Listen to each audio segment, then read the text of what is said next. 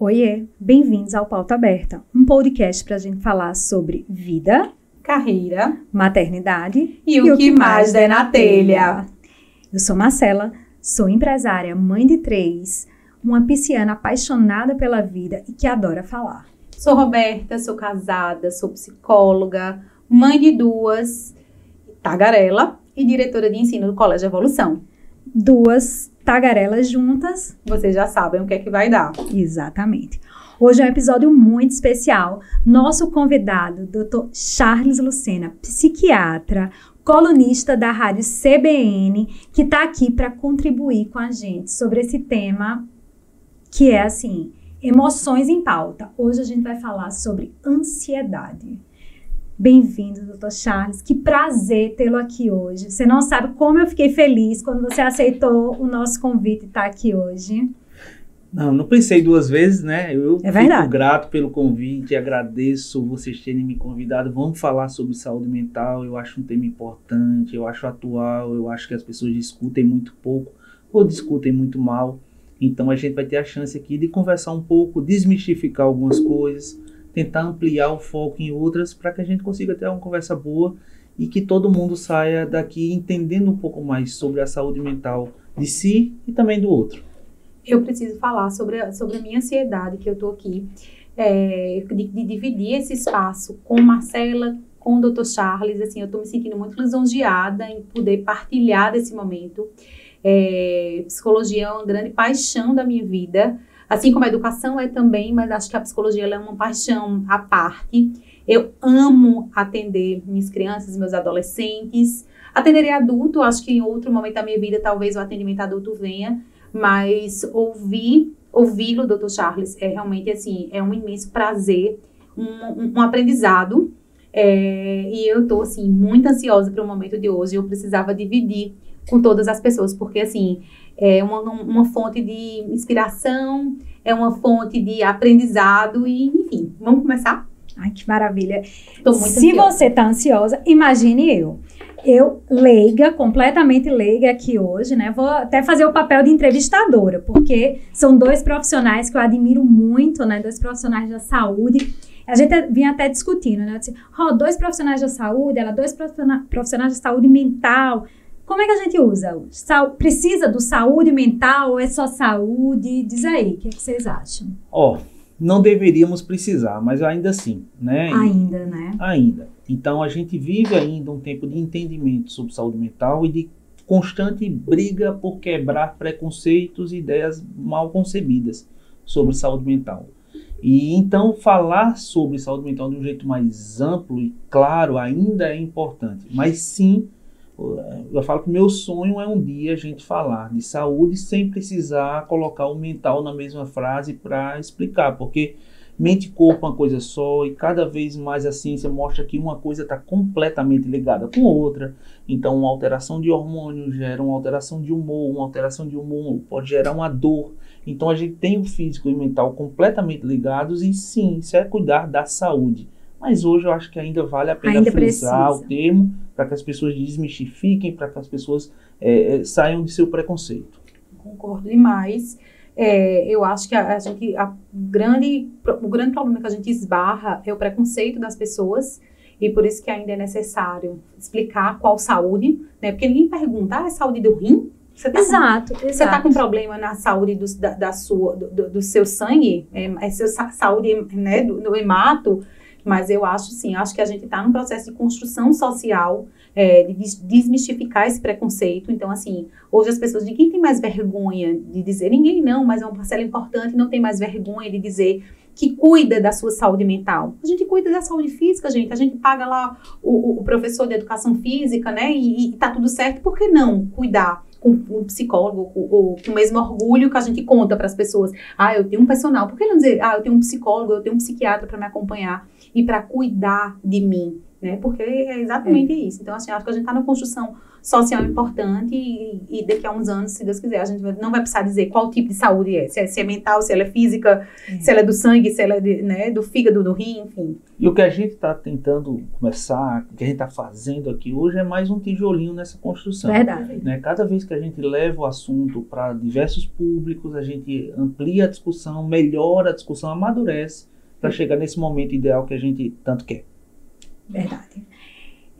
Eu trouxe alguns dados aqui, a gente adora, né, começar o episódio trazendo algum dado. Esse é o nosso 4º episódio do Pauta Aberta.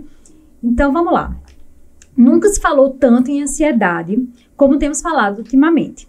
Após a pandemia, estudos da OMS, a Organização Mundial de Saúde, revelam um aumento de 25% de pessoas com transtorno de ansiedade. E para mim, esse é o dado mais assustador. O Brasil ocupa o 1º lugar no ranking mundial, com 9,3% de brasileiros sofrendo de ansiedade patológica, seguido por Paraguai, 7,6%, Noruega, 7,4%, Nova Zelândia e Austrália. Dentre esses números, a faixa etária mais suscetível são crianças e adolescentes. Eu confesso que eu nunca imaginei isso. Em relação ao gênero, mulheres são 2 vezes mais suscetíveis a desenvolverem transtornos de ansiedade e depressão do que os homens. Dr. Charles, diante desses números, a gente poderia dizer que estamos vivendo uma pandemia de ansiedade? Podemos, e há alguns anos a gente é alertado sobre isso, né? Mesmo na pandemia do Covid-19, a gente já entendia que lidaríamos com a consequência de todo o caos que a gente viveu em relação às nossas vidas nos anos posteriores. Então, a gente já entendia que as coisas piorariam no espectro da saúde mental, que nós teríamos realmente a eclosão de novos casos ou a piora de quadros anteriores. Só que a gente não esperava o quanto. Por mais que a gente antevesse isso, a gente ainda se surpreendeu com a escala dessa problemática. E sim, dá para a gente falar em pandemia porque atinge todo mundo, de todos os gêneros, todas as etnias, de todas as idades e em todos os continentes. Você falou do caso do Brasil em particular, assusta porque nós realmente somos o 1º lugar, medalha de ouro no ranking dos transtornos de ansiedade. E vamos lembrar ainda que o nosso país é continental, então 9% disso é muita gente. É muita gente. E a gente ainda vive um sistema de saúde que nem todos têm um acesso igual. Então tem muita gente que não é diagnosticada ou que não tem a mesma oportunidade de cuidar e de ter esse diagnóstico. Não conseguiu nem entrar como estatística. Exatamente. Na história. Então se a gente tiver um viés aí nesse número, seria mais gente, não menos. Depressão, nós somos o 5º lugar. Então, nós somos um país hoje que vive um adoecimento psíquico. E a gente vê isso no nosso dia a dia. Sempre nós conhecemos alguém hoje que está passando por algum problema, ou nós passamos e isso tem se virado lugar comum. Infelizmente. E a gente ainda assim faz de conta que não acontece nada, ainda assim ninguém fala que vai no psicólogo, que vai no psiquiatra, que está tudo bem. Só que as pessoas precisam antenar-se em cuidar de si. E cuidar de si, esse autocuidado, ele é extremamente válido e cobre também saúde mental. Então não é à toa. Então a gente passou por uma pandemia, essa pandemia revirou a vida de todo mundo. Fisicamente, socialmente, houve perdas, houve prejuízos, houve mudanças. E quando você fala de crianças e adolescentes, a gente tem que frisar que provavelmente eles, junto com os idosos, foram os mais impactados. Os mais impactados, é verdade. Tá? Então, os adultos da casa foram os que primeiro retornaram a uma rotina próxima do normal. Então, os adultos começaram a sair de casa para fazer compras, para pagar contas, para trabalhar. Então, eles voltaram a uma rotina, inclusive social maior.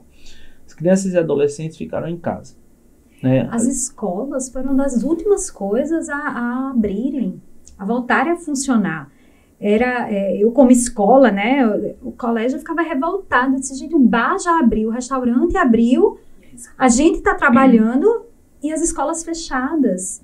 E as crianças ficaram literalmente um ano trancadas, né? Então, aí você tem, além de todo o óbvio prejuízo educacional, a gente tem também um prejuízo social. E a criança e o adolescente, ela está numa fase que ela precisa se inserir socialmente, ser parte de alguma coisa. Então, as primeiras relações sociais são construídas no ambiente escolar. Ele sai dos cuidados do pai, da mãe, do cuidador e vai encarar pela primeira vez viver entre iguais, que são geralmente os amigos da escola. Então eles foram tirados desse contexto e nada foi colocado no lugar disso. Então a gente vive hoje cada vez mais confinado naturalmente, né? A gente tem crescimento vertical da cidade, falando aqui de João Pessoa, então cada vez mais as pessoas moram em apartamento e por si só já se confinam. Então imagina essas crianças confinadas e sem poder ter escapes. Então você teve prejuízo educacional, claro, diferentes fases desse período educacional, mas também um prejuízo social absurdo, e essas crianças muitas vezes tiveram dificuldade de voltar ao local onde estavam. Então você teve um ano fora da escola, e essa volta à escola não foi para a escola que eles conheciam, porque eles passaram por esse isolamento e essa reinserção social foi muito difícil. Então a gente tem um grupo de vulnerabilidade, no momento de vulnerabilidade, claro que a gente ia catar os cacos disso. E tem um estudo hoje que mostra que nós passaremos pelo menos os próximos 40 anos cuidando da saúde mental dessa geração que passou pela pandemia. 40 não anos. conhecia. Exato. Se você pensar, o último grande caos mundial foi a Segunda Guerra Mundial, Sim. né, há 80 anos atrás. Isso. E ainda hoje se fala do Holocausto com muito trauma, com muita dor. No Brasil a gente não sente tanto isso, nós estávamos bem por fora do conflito. Mas na Europa ainda se vive... Ainda é muito vivo isso. Exatamente. E se passaram 80 anos. Então quando a gente pensa que a pandemia atingiu uma escala populacional muito maior, com um número muito maior de perdas e de dano, no mundo hoje, onde tudo é ao vivo, tudo é na internet, tudo é mostrado, aquela informação chegava naquelas famílias de um jeito muito intenso. Eu lembro que quando você ficava naquele isolamento, ligava os canais de jornalísticos e era o tempo todo. Só você absorvia e você se assustava.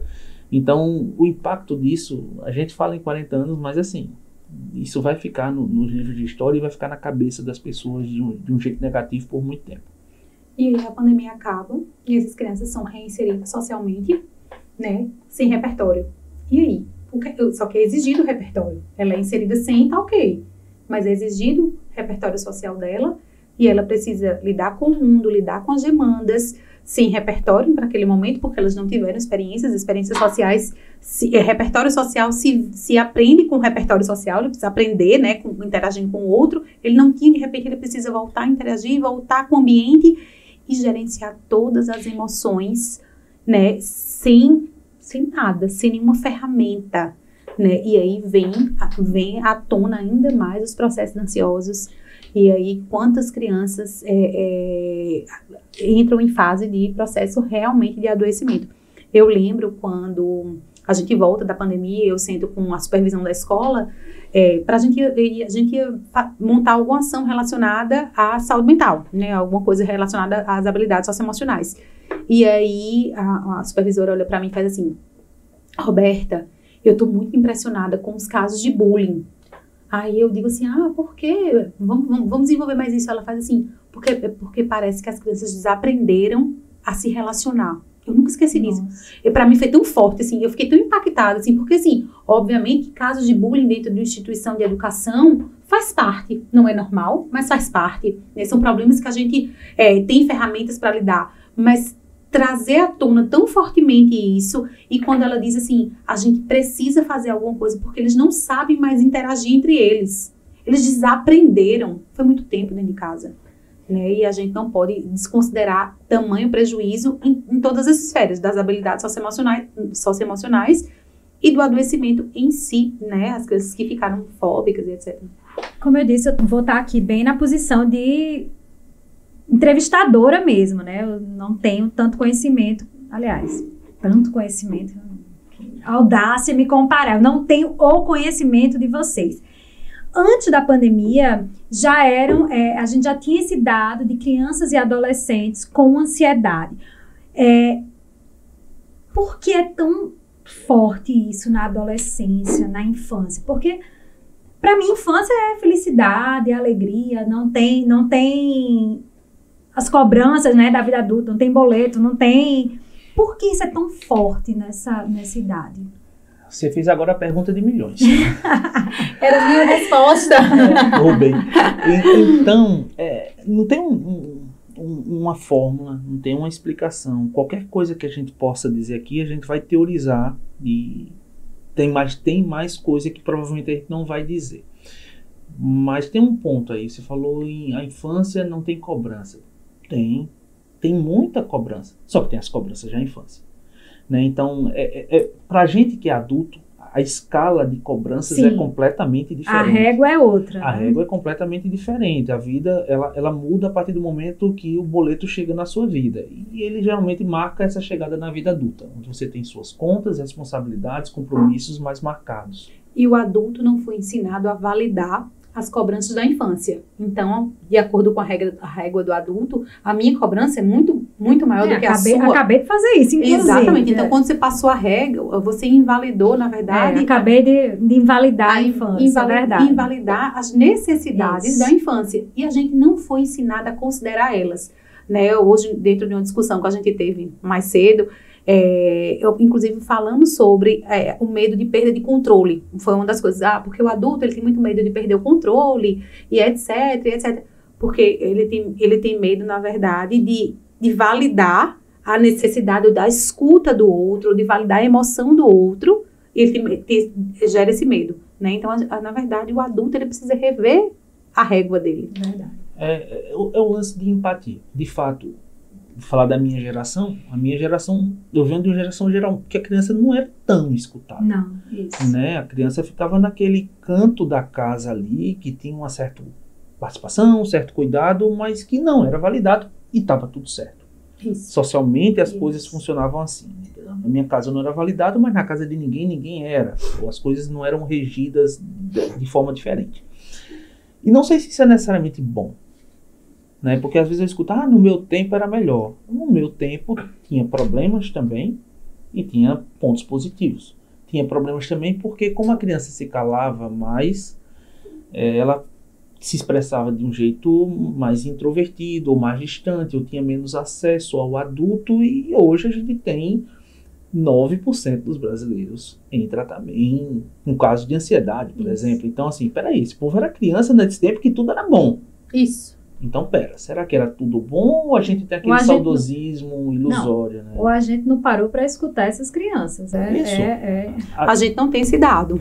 As crianças cresciam e hoje não estão tão bem assim. Mas vamos pensar na infância hoje, né? Porque hoje talvez seja mais difícil. Porque existe, de fato, ainda uma cobrança. E vocês que trabalham com educação, por exemplo, um exemplo simples, o Enem. O Enem, por exemplo. Hoje, para se atingir alguns resultados, para se chegar em alguns cursos, as notas hoje e a concorrência são muito maiores, por exemplo, do que eram 10 anos atrás. Isso. Então, por aí, a gente já quebra a ideia que hoje eles são menos cobrados. Na verdade, hoje, se pensar educacionalmente, eles são mais cobrados. Eles têm um conteúdo muito maior em idade escolar, uma velocidade muito maior com que esse conteúdo é passado e que eles precisam acompanhar esse conteúdo, e uma necessidade por um resultado excepcional para se atingir determinados cursos numa universidade pública. Tá? Então a gente tem uma demanda educacional até maior. Eu vim de uma geração onde a gente não precisava falar inglês. Hoje todos precisam falar inglês. Eu vim de uma geração onde a informática estava caminhando. Hoje todos precisam ser muito hábeis com o computador, até para poder ter condições de se comunicar com os outros. Então a gente tem uma geração hoje que tem um nível de exigência, por exemplo, educacional maior e social maior. Porque essa criança ela saiu de estar escondido para um certo protagonismo. Protagonismo da própria rede social dos pais, protagonismo de certa forma atingir aquele desejo que os pais têm, aquele objetivo, aquela intrínseca cobrança que vem com, eu queria que meu filho fizesse isso. Aí o filho escuta, peraí, mas eu não sei se eu sou essa pessoa. Eu acho que também, ano após ano, geração após geração, os pais cobram mais dos filhos em relação a esse sucesso. Né? Então, assim, a gente batalha, a gente quer o sucesso, e a gente quer que o nosso filho tenha isso também, né? Então, eu quero que você faça curso X, eu quero que você arrume um emprego, eu quero que você seja bem sucedido. E isso é uma cobrança muito grande para... E quantos adolescentes e quantas crianças, elas funcionam para poder responder às expectativas dessa família, né? Muitas crianças, e isso gera um processo altamente ansioso. Meu pai quer que eu seja médico, meu pai quer que eu seja procurador igual a ele, etc. E reproduz esses modelos, e a criança entra naquele conflito, né? Dr. Charles falou assim, as crianças agora precisam lidar com a ansiedade, né? De lidar com a sociedade. Antigamente as crianças não saíam de casa. Então, talvez elas não tivessem outros repertórios. Elas não tinham necessidade de ter repertório para lidar com determinadas situações, problemas, ou com determinadas situações sociais simples, né? De chegar e entrar e sair do lugar, porque criança, assim, pelo menos na nossa época, escutei muito a minha avó, criança não viaja, criança não faz isso, criança não faz aquilo, criança não faz aquilo outro. E hoje em dia as crianças estão no mundo, né? E elas precisam As redes sociais também, vocês acham que tem... essa interferência, né, porque a criança muito cedo já está nas redes sociais, então tem que lidar com essa exposição, tem que lidar com... Sim. Tem 2 pontos aí. Primeiro, você falou do ficar em casa. Hoje o ficar em casa tem outro significado. Quando eu era criança, se me colocassem de castigo no meu quarto, eu estava isolado no meu quarto. Sim. Hoje o meu quarto é um mundo. Hoje eles querem ficar de castigo. Hoje eu tenho um celular, ou um tablet, ou um computador que me leva para qualquer lugar. E isso tem um ponto muito negativo. Você falou de bullying na escola, por exemplo. Então, o bullying antes ficava, se fosse na escola, ele ficava na escola. A criança saía da escola, ia para a vida dela, se escondia do bullying.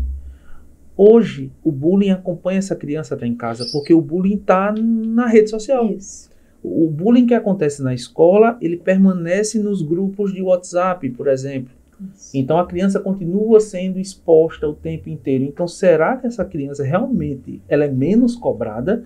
Porque antes a gente até poderia se esconder. Hoje ninguém se esconde. O tempo inteiro as coisas chegam na gente. Então você está no seu quarto quietinho lá, mas aí você tem a rede social que te mostra, peraí, estão zombando de você aqui. Ou existe um grupo que está funcionando e não te incluíram. Então as coisas hoje terminam ficando muito às claras e de um jeito, às vezes, muito cruel. A adolescência, a infância, ela é cruel. Né? É um momento da vida onde a gente é imaturo e não se coloca muito no lugar do outro. Então, eu zombar de um amiguinho, ok. Filtro. Eu adulto, eu sei, peraí, isso aqui pode machucar uma pessoa, então eu vou segurar aqui isso que eu estou pensando. Mas a criança adolescente não tem, então ele exclui, então ele machuca, então ele ofende, então ele brinca, mas a brincadeira deixa de ser brincadeira dependendo de como chega. Então você tem uma exposição maior. E essa questão da rede social mais ainda, porque, inclusive em adultos, a rede social ela trabalha com uma propaganda de si. Você mostra ali, é como se fosse uma vitrine de uma loja. Você vai pegar o melhor da sua vida, ou o que você entende como melhor da sua vida. Um recorte, né? E vai expor. Mas é um recorte super bem escolhido, geralmente. Então você vai gerenciar ali os melhores momentos, editar e vai ficar lá. Só que quem vê tem acesso ao seu recorte, que representa a sua vida. Só que quem está vendo e sentindo sabe que a vida dela não é aquele recorte, é maior. Tem coisa boa, tem coisa ruim. E geralmente eu vou comparar a realidade com o ideal. Com aquele recorte, você vai comparar a sua realidade com aquele recorte que você considera. Isso. E aí vem os gatilhos. Exatamente. Aí chega no consultório e o paciente diz assim, não, porque fulana tem uma vida incrível, por que eu não tenho, doutora? Ou por que eu não tenho, doutor? Isso está me gerando sofrimento, porque ele pega a vida dele, que ele vê o todo, e ele faz o recorte sobre aquela foto, sobre aquele instante, sobre aquela sequência de postagens. Exato. É quando você mede o todo por uma parte escolhida. E sempre vai ser injusto, porque a parte escolhida é o ideal, ou é algo próximo do que a gente entende como ideal. Então a gente vive o tempo inteiro essa exposição ao outro, e é uma exposição que existe também que eu me exponha, porque eu entro no jogo e eu também quero mostrar o melhor de mim. E o adolescente, ele tem menos recurso, por exemplo. Então é uma fase que você está em mudança. O seu corpo muda, sua voz muda, você tem espinha, você cresce, fica meio desajeitado em algum momento. Você não sabe exatamente quem você é. Quem você é no mundo. Então, assim, como é que eu não sei quem eu sou, mas eu já tenho que me autoafirmar porque o outro e os outros estão me vendo? Né? Então a rede social, infelizmente, ela faz com que essa adolescente se compare com o ideal, porque ela segue fulano de tal, Beltrano, que trabalha com corpo, com imagem, que tem foto editada, Então eu vou pegar o ideal, inclusive editado, manipulado com o meu real. Então o tempo inteiro é uma comparação injusta. E se você tem uma fase onde sua autoestima não está lá essa coisa, vai piorar. Que todo adolescente passa, né? Porque é impossível um adolescente passar por toda a adolescência sem se questionar. Se questionar, exatamente. E antigamente, por exemplo, na minha época, pra gente se comparar era o que? Era a revista, era a televisão, era o filme. Hoje em dia, qualquer pessoa. A qualquer momento. Você se compara com qualquer pessoa, né? Como você disse, todo mundo mostra o seu melhor na rede social. Então, a quantidade de gente para eu me comparar é muito grande, é pesado. E Marcela, o tempo inteiro, na mão. Eu tive uma paciente que ela olhou para mim e fez assim, minhas redes sociais, elas são um grande gatilho para mim. E a gente fez um acordo, ela consumia muito, e a gente precisou fazer um acordo, dizer assim, calma, pra gente sair dessa crise, o primeiro passo é você não ter acesso a isso, porque o tempo inteiro ela abria, tinha aquele conjunto de adolescentes, outros adolescentes que ela consumia, que ela dizia assim, olha esse corpo, olha essa vida, olha essa família. Assim, então era a vida, a família, ou seja, ela tinha vida, família, o corpo, o cabelo, ela tinha milhares de coisas para comparar, que não fazia, e ela dizia assim, eu acordo com o cabelo assim, mas fulana não acorda, porque fulana posta na rede social, então fulana tava lá. E aí, assim, a gente tentou trabalhar, e assim, para a gente poder trabalhar todo o repertório que tinha por trás, a gente precisou frear e dizer assim, calma, essa vida não é assim. E provar que essa vida não é assim, não é um processo fácil, certo? Não. Exatamente, e frear é importante, porque tem outro ponto aí. Quanto tempo eles passam na tela? Muitos. Essa exposição... Eu tenho esse dado aqui. Bora. 5 horas e meia é a média que o brasileiro passa nas redes sociais. Pois é. Por dia. 5 horas e meia. É muito tempo. E outra coisa, eu acho ainda que um adolescente, por exemplo, passa bem mais. É um experiente? É quase isso. Faz a conta. Vamos lá, a pessoa dormiu 8 horas, gastou 1 hora se alimentando, gastou meia hora com higiene. O pessoal foi gastando. O tempo útil é gasto assim. Sabe? Então, isso preocupa. 5 horas numa rede social é muito tempo. Então, existe uma exposição maior de tela. Isso vai gerar todas essas questões que a gente está conversando socialmente, fora prejuízos de sono, porque você vai ter uma alteração do nível de melatonina, que é um hormônio que regula o ritmo circadiano por causa da exposição à tela durante muito tempo. Aí você vai mudar horários, vai mudar a rotina, vai acordar cansado, não vai render na escola, e isso vai gerando um efeito bola de neve, né? Então, se você quiser ver hoje um adolescente irritado, tire o celular dele. Então, você vai ver reações, às vezes, bem desproporcionais. E não só com adolescentes, adultos. Tá? Então, não sei, quando foi o último dia que vocês não pegaram no celular? Ou não tiveram acesso à internet? Eu sei quando foi. Acabei de falar isso no episódio anterior. O dia que eu tive a Helena. Dia 7 de outubro de 2021. Foi a última vez que eu fiquei sem meu telefone. Então, a gente não consegue viver sem. O telefone, como várias outras coisas, hoje a gente entende como uma fonte de dopamina. Dopamina é um hormônio, um neurotransmissor que ajuda a regular o prazer. Então, muitas vezes, o pegar no celular, o ter aquele feedback, aquela coisa da curtida da rede social hoje, traz pra gente a dopamina numa sensação muito parecida que quando a gente compra coisas, quando você tem uma relação sexual, quando você consome uma substância psicoativa. A dopamina é aquela que chama do prazer? Isso. Então você tem uma relação direta, tanto que hoje na psiquiatria, o DSM, que é o Manual Diagnóstico e Tratamento, fala da dependência de internet. Então fala da dependência de internet, de jogos eletrônicos e rede social, porque principalmente o adolescente que tem mais exposição, ele é mais vulnerável a desenvolver esse tipo de dependência, que é igual a qualquer outra dependência, inclusive com tolerâncias e abstinências. Caramba, o negócio é muito maior do que a gente imagina, né? Muito. E a gente pensar que a gente, na primeira infância a gente tá lá privando nosso filho. Não, porque eu vou privar, porque na primeira infância, né, a gente tá muito voltada, mas a gente esquece, não, porque o adolescente já tá mais formado, né, o leigo tem muito essa leitura, porque o adolescente tá mais pronto, então ele não precisa de tanto limite, ou tantas horas, mas talvez... O limite de telas, né? De tela, eu tô falando do limite de telas. Acho que meu processamento de informação foi mais rápido. Mas o limite de telas, a gente tá muito voltado à infância, mas às vezes quando a gente olha para o adolescente, a gente precisa dar o limite para exatamente não gerar alguns prejuízos, né? É a história do bom senso, né? A gente usar do bom senso para saber o quanto é prejudicial, o quanto não é. Né? Porque dar um limite para mim pode ser ok, a minha régua mas a sua régua talvez não funcione, e aí a gente precisa ver. E equalizar. Qual é esse limite do adolescente e qual é, por exemplo, o meu limite como pai? Isso. Esse diálogo tem que ser muito trabalhado. Não pode ser completamente do meu jeito. Às vezes eu até gostaria que fosse. Não pode ser muito menos do jeito que o adolescente quer, porque ele não tem condições de se reger. Então a gente tem que achar esse meio termo seguro, saudável, dialogado e de algum jeito claro, para que a gente tente criar esse limite e que esse limite não fique impositivo e não fique desgastante, inclusive na relação entre pais e filhos. Né? Que isso não atrapalhe, mas que isso se sedimente. Inclusive, a gente vai olhar para a gente também. Será que eu estou cumprindo o que eu peço para o meu filho? Será que eu digo, você não pode pegar o celular e estou com o meu ali? Então, a gente tem que fazer também essa autoavaliação. Eu me sinto muito hipócrita quando eu digo assim, não pode usar o telefone na mesa, por exemplo, na refeição. Aí chega uma mensagem no meio do almoço, é de trabalho, eu vou lá e pego o telefone e vou responder. Nessa hora eu faço, poxa, que hipocrisia é essa de dizer, né, não pode pegar o telefone, mas eu vou lá e pego na hora da refeição. É difícil esse tal do equilíbrio.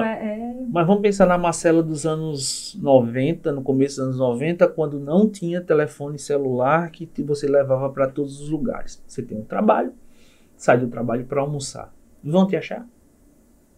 Não. O mundo acabava? Não. E por que hoje acaba? E por que hoje a gente está prontamente disponível? E 100% disponível, 24%. Eu acho que é o movimento, quando a gente falou da pergunta da resposta de milhões, eu acho que o grande responsável por essa resposta de milhões, talvez, né, porque a gente está formando uma hipótese, seja a tecnologia. O acesso à informação, à rede social, porque exatamente é esse movimento. Se eu não estou com minha rede social ativa, né, o WhatsApp, o Instagram, o TikTok, usando, e aí saiu do ar, como é que a gente se sente? Processo de ansiedade, eu tô sem informação, meu Deus, o que é que tá acontecendo? Se fulano me ligar, me mandar uma mensagem e eu não receber, e se eu demorar a responder? A velocidade das coisas mudaram, e a gente não pode, a tecnologia, ela trouxe, o advento da tecnologia trouxe a resposta com uma velocidade das coisas. O nosso adolescente também não tem mais, a criança não tem mais paciência de esperar. E aí eu acho que aí vem esse combo, vem junto, a tecnologia entra nisso, né, na nossa resposta de milhões, da ansiedade, aí ela entra bem forte. E tem um dado concreto para isso. Tem uma pesquisa que mostra que nos anos 60, um profissional de qualquer área, para ele duplicar a quantidade de conhecimentos que ele tem, demorava 30 anos. Então eu estudei isso, para eu duplicar isso, esse conhecimento, eu demorava 30 anos. 30 anos. Hoje, em 2 anos, eu preciso duplicar o que eu sei. Já é uma necessidade. Já é uma necessidade. Se em 2 anos eu não dobrar meu leque de conhecimento, eu estou para trás. A tecnologia, ela acelerou o mundo.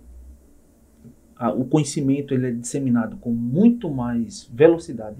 E as coisas mudam também mais rápido, tá? Então, eu me acelerei junto. Isso gerou ansiedade.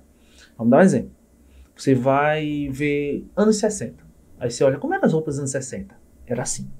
Tem uma imagem na sua cabeça lá, sei lá, Marlon Brando, Elvis Presley de jaquetinha preta, aquela coisa. Sim. Nos anos 70 você pensa, sei lá, John Travolta, aquela coisa de discoteca. Anos 80, aquela coisa mais colorida.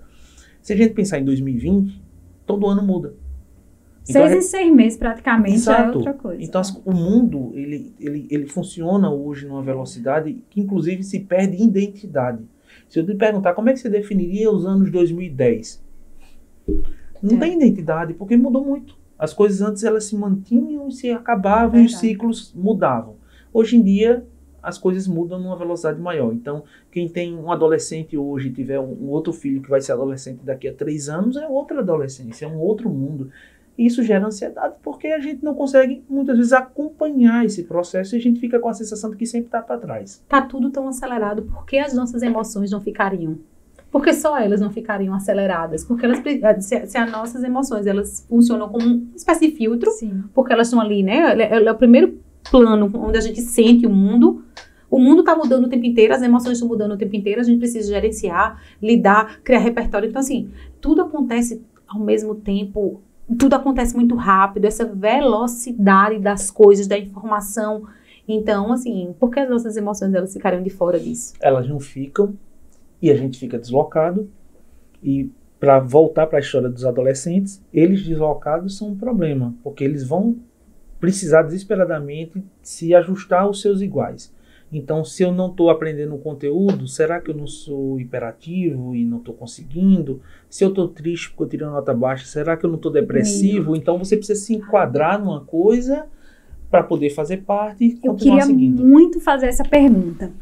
Quando é que a ansiedade, ela vira realmente um caso, opa, preciso procurar um psicólogo, preciso procurar um psiquiatra? Quais são os sintomas que são realmente preocupantes para a gente poder procurar ajuda? Tá. Diante do pressuposto, ansiedade é normal.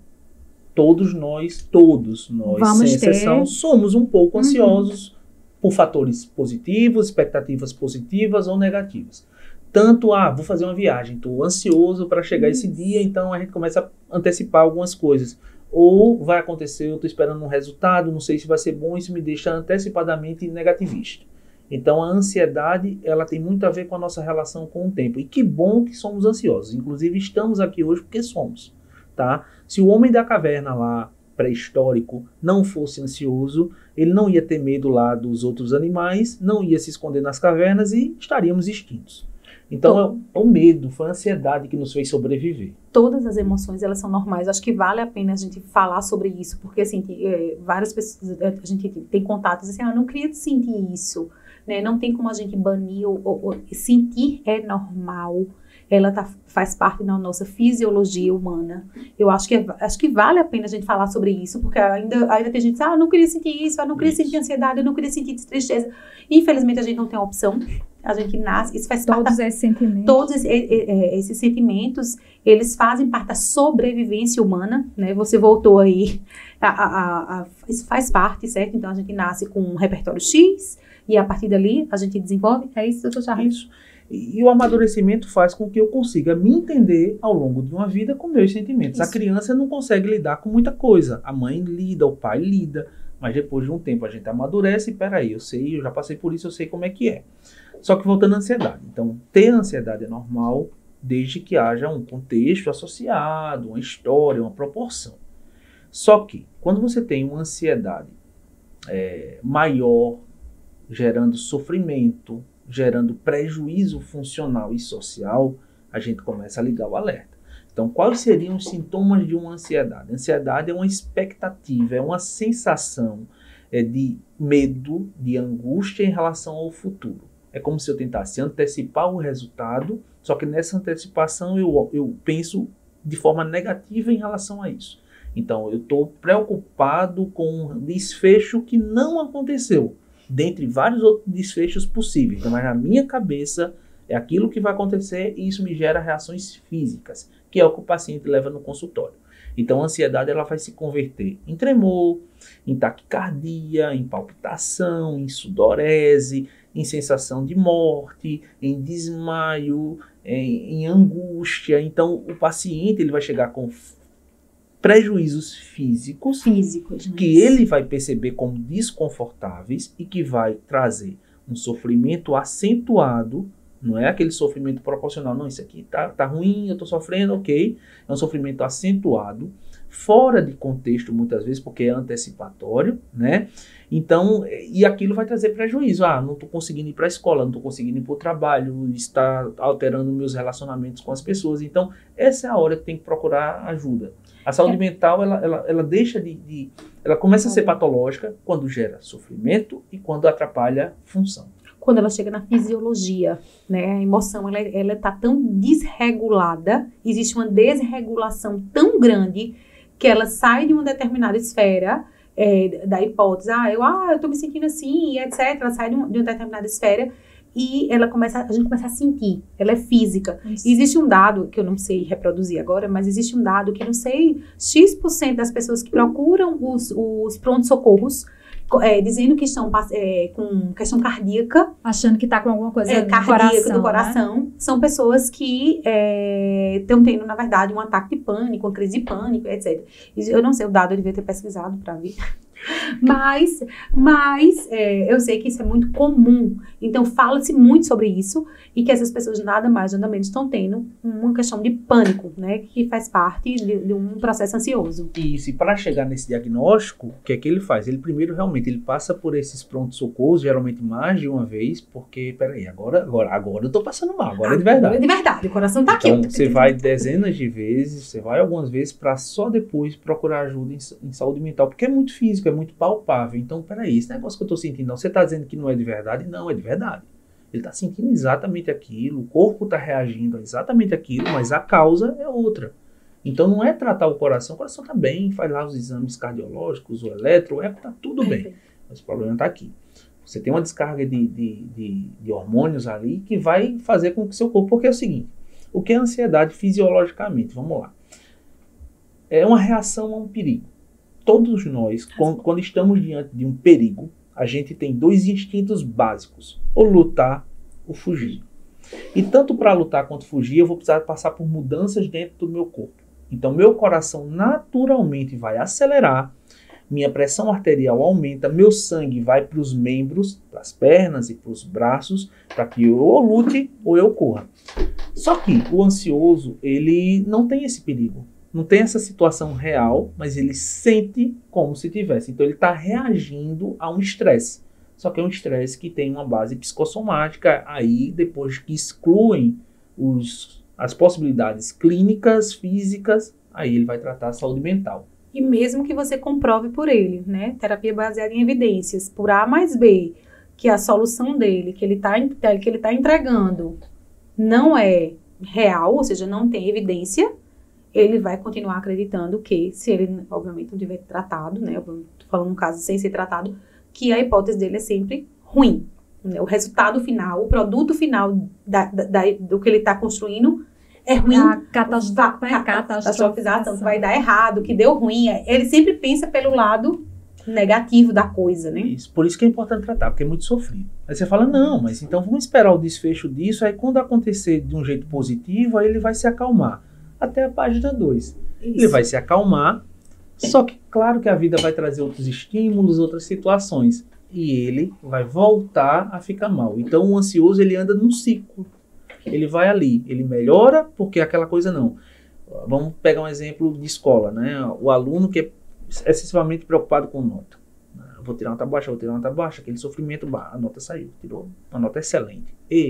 Só que no outro dia já está preocupado com a próxima prova. Então o ansioso está sempre no futuro.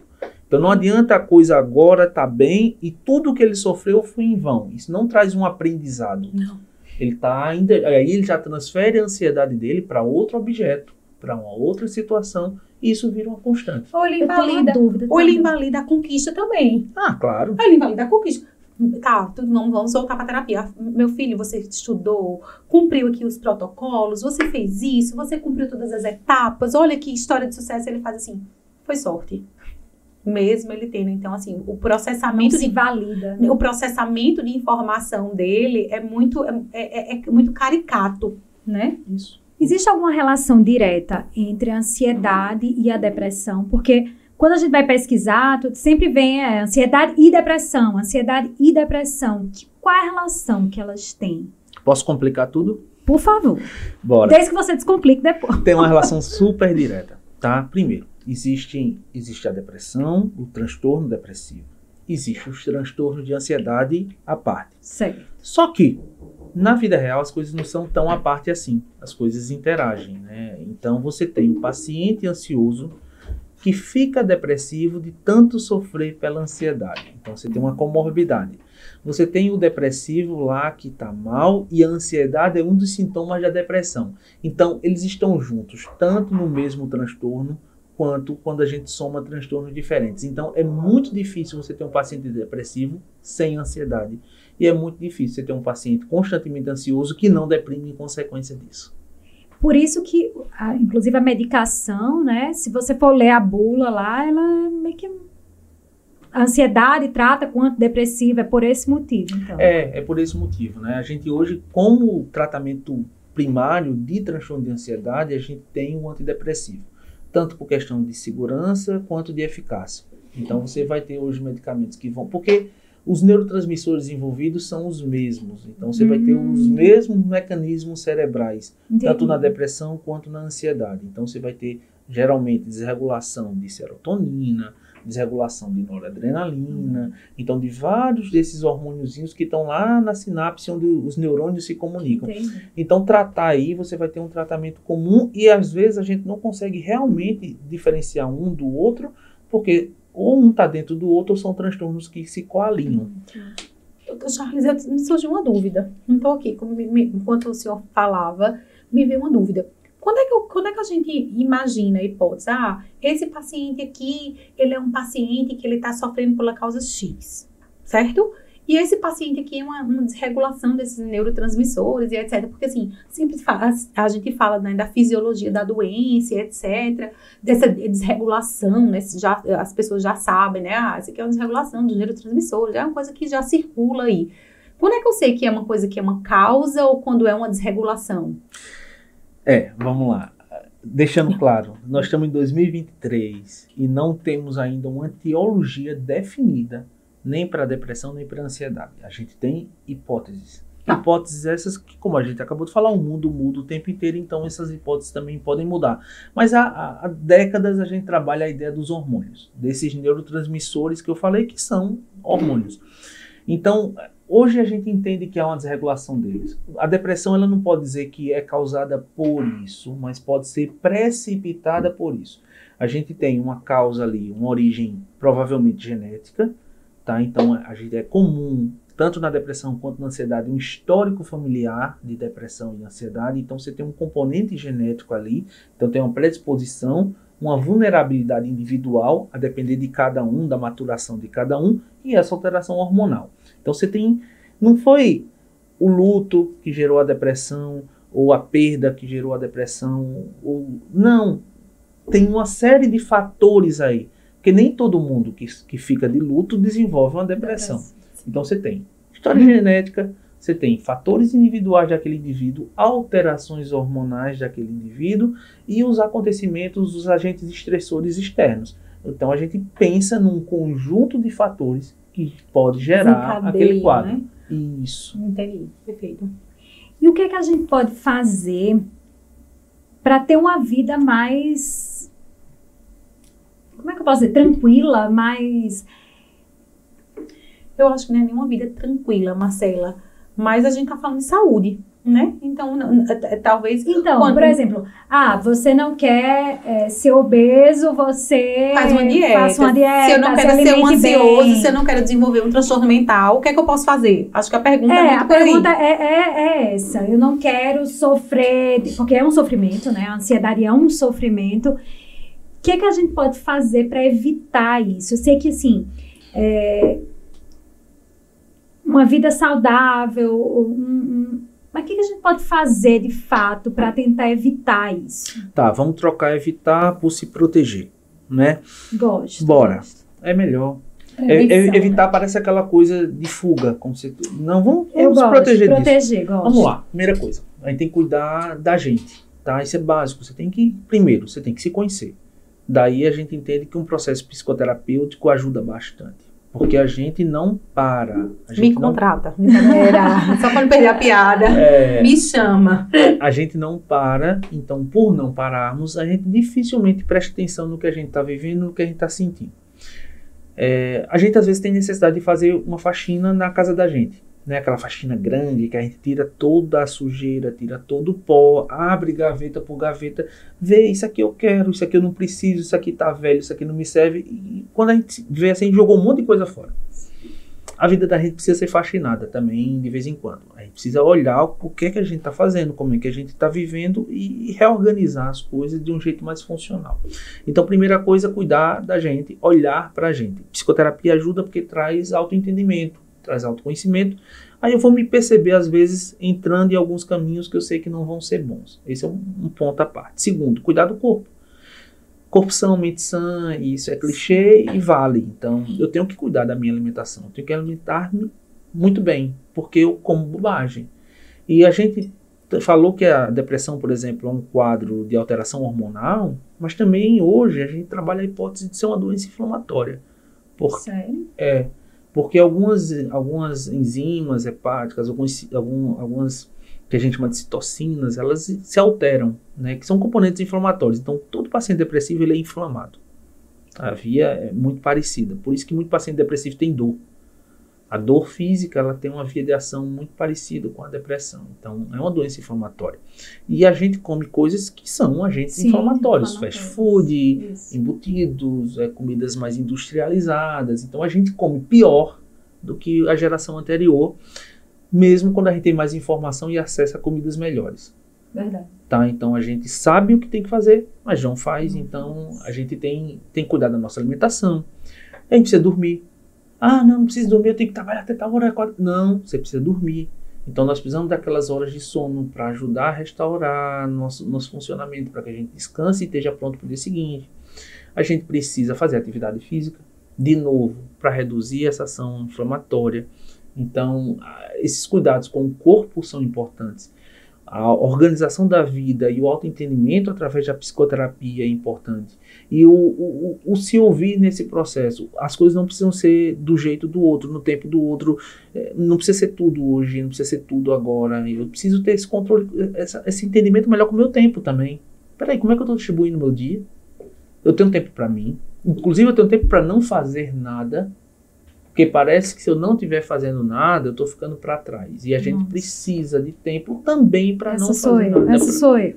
Eu fico naquela cobrança de produzir, e eu até acho bacana quando eu produzo, mas para quê? Então a gente tem que se perguntar mais para quê. Sabe? Propósito, decisão, capacidade de escolha são habilidades que eles deveriam orquestrar a nossa vida. Porque às vezes a gente entra só no modo automático de funcionamento e a gente só vai. E aí a gente quer. Mas a gente não sabe por que quer. Uma hora a gente esquece por que quer. Por que quer. A gente esquece de revisitar os nossos propósitos. De onde é que a gente quer chegar, o que é que a gente quer fazer, para onde é que a gente vai. E revisitar esses propósitos que orquestram alguns motivos e a gente pode reavaliar e dizer assim, opa, esse propósito aqui não está me fazendo bem. Talvez eu precise revê-lo e reestruturar e reorganizar ele para o que me faz bem naquele momento. Porque talvez a gente queira e não esteja conseguindo reorganizar. Então, assim, perguntar para onde é que a gente quer ir e ir pausando as nossas ações, elas são importantes para a gente. Quando eu estava relatando hoje para a Gabi, para minha irmã, né? A gente estava falando que a filha dela era tímida, etc. Eu disse assim, eu tenho uma paciente tímida que eu fiz a seguinte pergunta para ela. Quem era ela? E o que é que ela queria ser? Não era a minha régua de onde é que eu queria que ela fosse, mas a régua do que ela deseja, né? Acho que foi o pontapé inicial para a gente conversar, assim, porque não sou eu, não são os pais dela, né, no caso dessa criança, que a gente, o pai dela acha que ela deve se comunicar melhor.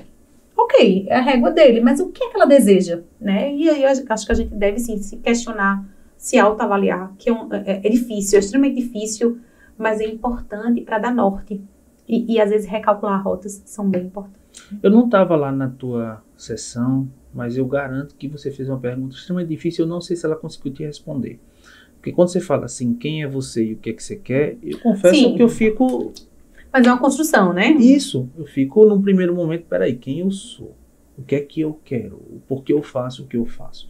Então são perguntas que geralmente a gente não se faz e... na maioria das vezes a gente também não sabe responder. Talvez se você me der um tempo, eu consiga elaborar alguma coisa que talvez valha só por hoje. Não sei se amanhã vai estar valendo ainda. Né? Então daí a história da faxina que eu falei. Esse olhar para si, para se dar respostas, para se entender o que é que você quer, o que é que você não quer, o que você precisa, o que é que você não precisa. Ter clareza. Isso. Essa é a clareza, porque a gente entra na operação só de resolver e de ser, sem saber os nossos propósitos, os nossos objetivos, né? Então assim, você falou em proteção para não adoecer.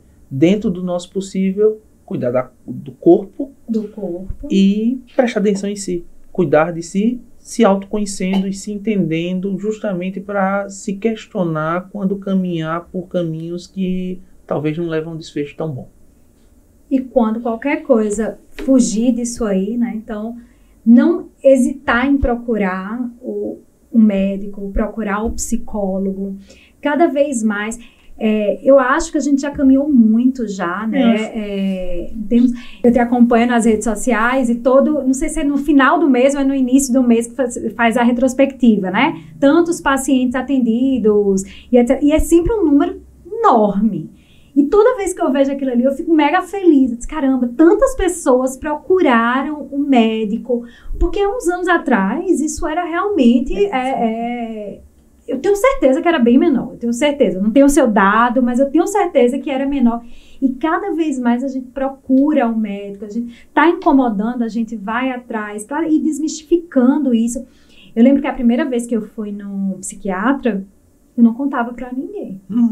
Eu não contava, eu ficava calada, eu tinha vergonha de contar. Hoje em dia eu falo sem menor problema. Meu psiquiatra falou isso e aquilo. Eu falo de boa. Então, eu já fui uma pessoa que evoluí em relação a isso. Então, quando eu comecei essa história da estatística, tem 2 pontos aí. Primeiro que eu adoro estatística, né? Então, acho que a gente vive delas para pensar sobre. E o plano de compartilhar, de certa forma, é mostrar, primeiro, que todo mundo pode adoecer e que todo mundo está no mesmo barco e precisa de ajuda, né? Então, há X homens, X mulheres. Isso, ainda divide, né? Para entender, peraí, não é doença de mulher, não é doença de homem. De mulherzinha. É doença que atinge todo mundo, de todas as idades. Então, a ideia é mostrar, peraí, tem gente além de mim que está sentindo isso aqui e que busca ajuda e que nessa busca de ajuda... talvez seja o primeiro passo de um processo de melhora realmente efetivo, né? Então, eu acho isso importante. E tem uma mudança. A gente falou, as coisas estão melhorando, né? E tem, assim, eu lembro que quando eu tinha uma amiga que o pai dela era psiquiatra, e eu lembro que nos anos 90, 80, fazia um trote ligando para casa dela. E hoje eu tenho uma filha nessa idade que ela tinha e muitas pessoas se identificam e se apresentam, eu conheço seu pai é meu médico, não sei o que. Então é uma geração já que perdeu um pouco esse preconceito. Então eles se identificam como pacientes e não se escondem. E eu acho isso muito saudável, né? Porque dá a possibilidade de você quebrar, às vezes, para aquela pessoa que tem uma barreira maior, uma dificuldade maior, dar esse passo que, às vezes, é muito sofrido para quem tem preconceito. O que eu acho muito legal é que a gente falou sobre adoecimento, mas hoje em dia existe um movimento muito grande para prevenção. As pessoas se preocupam, eu tenho uma genética X, mas eu percebo esse sintoma, então eu tenho medo de adoecer, ou então eu vou tratar antes que aconteça. Então, esse movimento é um movimento que precisa ser validado, sim, né? Não é só porque a gente costuma procurar o médico quando está doente. Quando está doente. Isso. E a saúde mental, existe um movimento muito legal sobre prevenção. E semana passada a gente gravou um episódio sobre esse conflito de gerações, né? Os millennials versus a geração Z. E nossa convidada, ela foi muito enfática. Essa geração está preocupada com a saúde mental. Então, eles querem preservar, eles têm cuidado com isso. Isso é sensacional, porque é um passo à frente do que a gente já viveu nos últimos... É uma tomada de consciência. Eu vejo uma tomada de consciência que outras gerações não têm.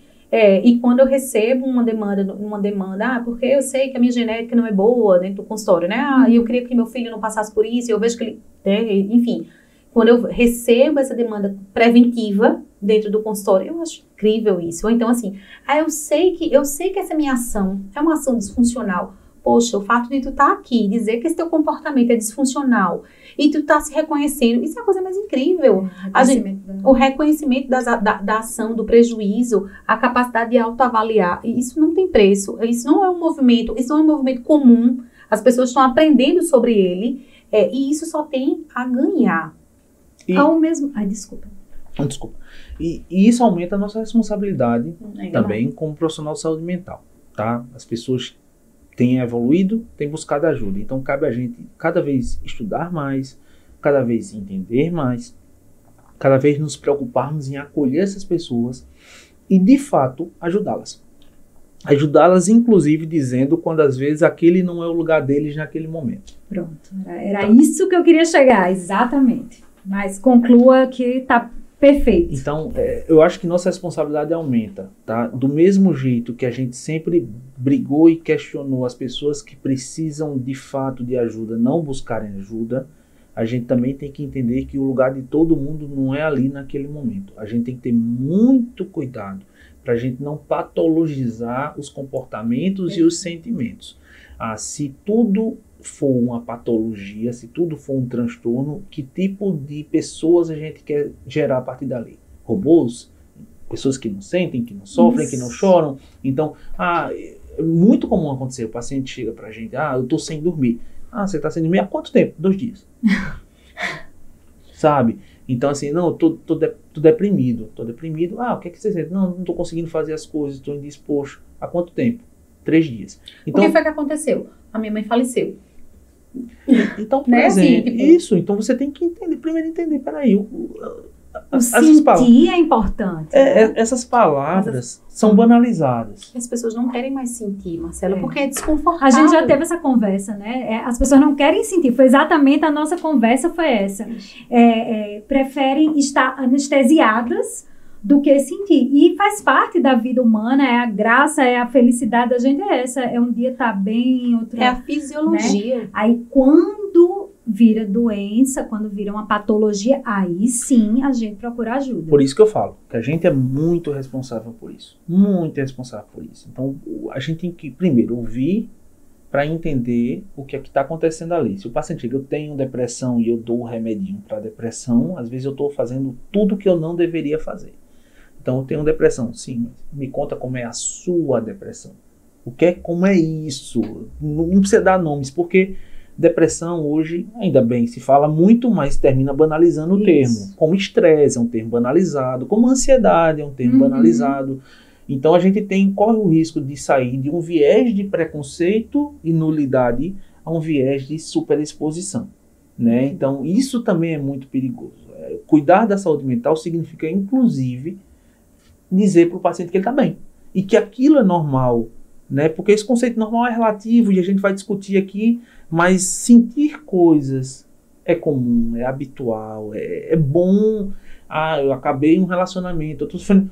Que bom que você está sofrendo. Se você não sentisse nada, é que era estranho. Por que você envolveu tanto e não sentiu nada? O que está acontecendo? Então, a gente tem que passar por isso, inclusive, para que quando chegar num outro relacionamento, ter o entendimento do que deu errado no anterior, para evitar algumas ciladas aí. As pessoas chegam muito, Dr. Charles, assim, Dr. Charles, estou ansiosa há 3 dias, o senhor me deu uma medicaçãozinha? Eu pedi um remedinho para não sentir.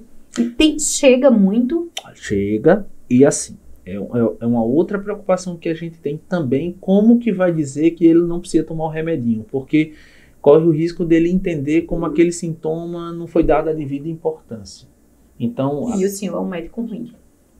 E o senhor, por isso, o senhor é um médico, já que você não me deu a devida importância e não quer me dar o remedinho. Isso. Olha como é pesado isso. Para o médico, para o paciente, é pesado para todo mundo. Demais. Então, a gente tem que falar e tem que ouvir justamente para não ter esse viés de comunicação. Né? Então, se eu não estou dando aquele remédio, não é porque eu acho que tua dor não é importante. É porque talvez eu acho que tua dor não vai ser lidada desse jeito. Porque tu é capaz de ser resiliente e sair daquele problema e criar estratégias e te dar ferramentas para você lidar com aquele problema. Eu vivi a experiência dessa. Eu cheguei pro psiquiatra na época, e eu estava em terapia, etc. E recebi um encaminhamento. Vai lá pro psiquiatra. E eu fui pro psiquiatra, e o psiquiatra olhou para mim e fez: Roberta, eu não vou te passar nenhuma medicação.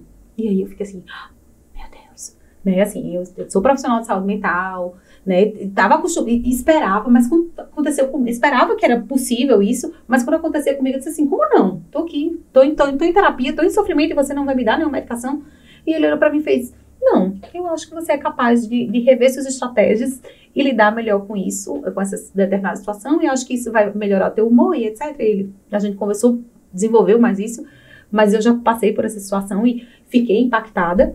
E uma coisa que, assim, isso é maravilhoso, porque as pessoas têm o mistério de, eu vou pro psiquiatra e necessariamente ele vai me medicar. Então, isso é maravilhoso. Já associa. Já né? associa, né? Não necessariamente uma avaliação psiquiatra, você vai sair lá com a receitinha, com a cor da receita, Dr. Charles, uma cor de receita XYZ, uma cor de receita segurando, dizendo assim, estou medicado, uma medicação para depressão, ansiedade, ou enfim.